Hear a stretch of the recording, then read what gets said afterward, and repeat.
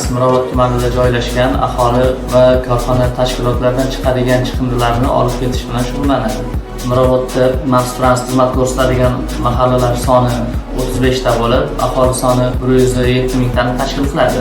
Shulardan kunlik chiqadigan maxsus texnikalarimiz 19 ta bo'lib, kunduz kungi va kechki smenada ish tashkil qilganmiz. Ishchilar soni shtat bo'yicha 103 dona bo'lib, shulardan 36 tasi yukortuvchilar, 28 donasi haydovchilar. Mirobod maxsus transportda avtoulovlarimizni ta'mirlash uchun o'zimiz chilangarlarimiz mavjud bo'lib, o'sha ba'zi bir buzilgan mashinalarimizni birpasda tuzatib, aholiga sifatli xizmat ko'rsatish uchun o'z xizmatlarini ko'rsatib kelishadi.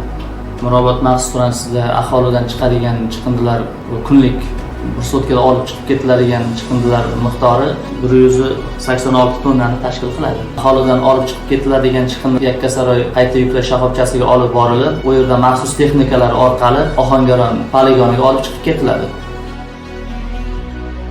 Mirobod maxsus transport chiqindi yig'ish maydonchalari 73 dona bo'lib, shulardan 10 donasi alternativ hududdan bizlarga o'tgan.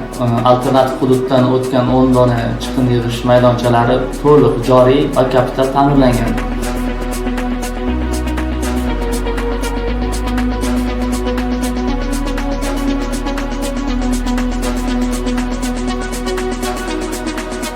Mirobod tumanida yashovchi aholilardan iltimos qilib qolamiz. O'z vaqtida chiqindi to'lovlarini vaqtida to'lashlarini hamda belgilangan joylarga chiqindilarni o'z olib borib tashlashlarini iltimos qilib qolamiz.